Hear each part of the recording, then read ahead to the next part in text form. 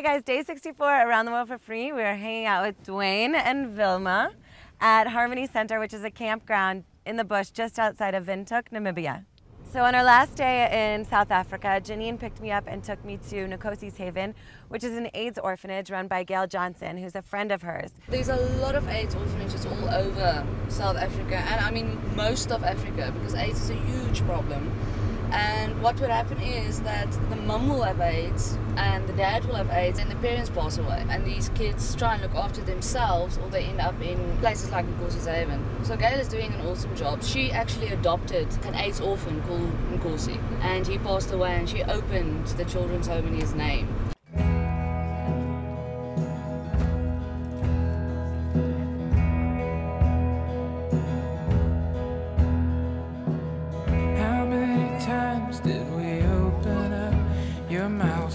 Something you didn't want to say. Of course, he wanted to know what the other kids were doing or who was caring for other infected kids. And I said, I don't know, should we start something? And he said yes, and we used to look for a property. And then his mom died, and he said two things. Does everyone who has AIDS die? And the other thing was, Mommy never said goodbye. And I said to him, should we start something for mums and kids? And he said yes. And round about the same time, I was offered a house rent-free, and so we started it. You always win. I would like to study tourism and be an entrepreneur, you know, have my own hotel, restaurants, travel the world. I wanted a facility where a kid whose mom was dying could sit and be with that mom all day if they wanted to be, or if they didn't want to be, know that mom was going to be cared for.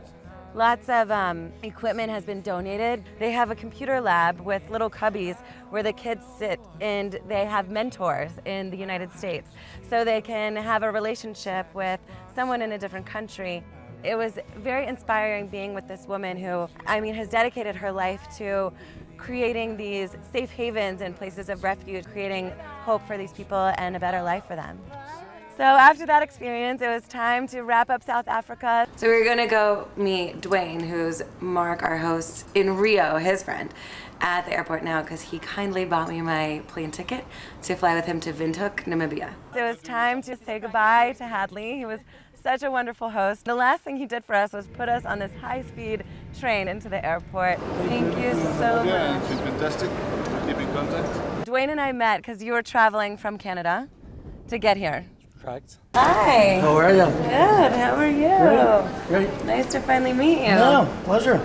So he had a stopover in South Africa. Picked me up along the way, so we traveled together.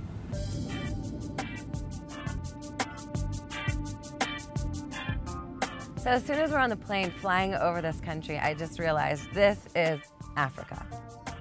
No one to be found. Looks like Africa.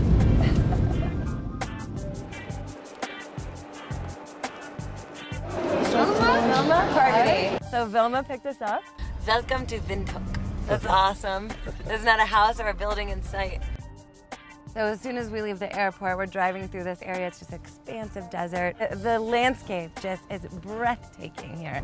Look at that giraffe! Oh my God! There's 3 of them! Oh my gosh! Oh, I just got real excited. That was cool. Dwayne's been coming here for a while, so what keeps bringing you back to Namibia? Geez, good question, but I guess it's the landscape. I consider Namibia Africa for beginners. So you have all the infrastructure that one would need as an international traveler, yet you have the rawness of the land. So it's quite special. It's a really special place for me. So we drove through Windhoek a little bit, which is the main city. It's a cool vibe here. It's Dutch influence and German influence, so the buildings have that feel. Not really a huge city, but there's a lot of people. The biggest city in Namibia. It will be the biggest that you have seen. We're winding through some dirt roads to get up here to the Harmony Center, which is basically a seminar area that you created. It's kind of like a campground, it feels like to me. So Vilma and Dwayne are gracious enough to be letting me shack up in one of these little cabins here, which are beautiful little places. Wow, man, this is like the farm. This is so great. I love this so much. Nice and simple, you know, everything that I could possibly need, which is a bed and a shower. So then it was time to make good on the AT&T poll this week. It was a choice between drums, marimba, and the vuvuzela. And you guys chose the vuvuzela, which is an instrument used for... It was very popular during the World Cup that was hosted in South Africa recently. So I came back here to the kitchen because these guys know how to play it and they're going to teach me right now. You have to put your lips like this. Yeah. Yeah.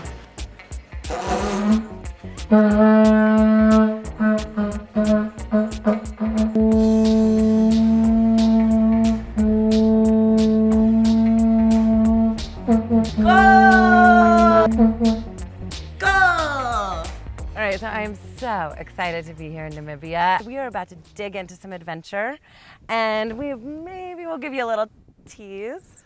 Road trip. Big one. We're going deep.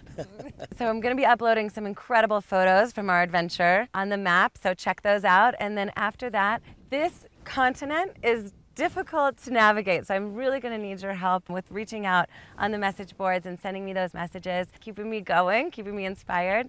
And I look forward to sharing Namibia with you guys, and we'll check in with you very soon.